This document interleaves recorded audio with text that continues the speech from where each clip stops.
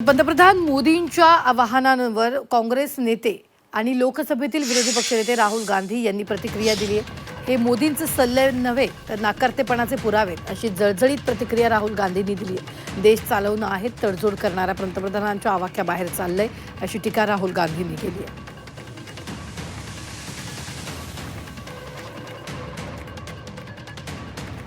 राहुल गांधींनी काय ट्विट केलंय पाहूया।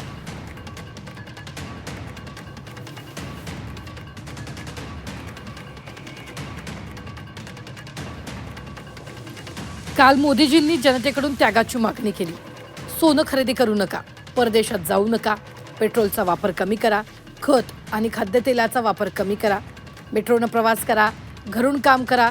हे उपदेश नाहीत, हे अपयशाचे पुरावेत असं राहुल गांधींनी म्हटलंय।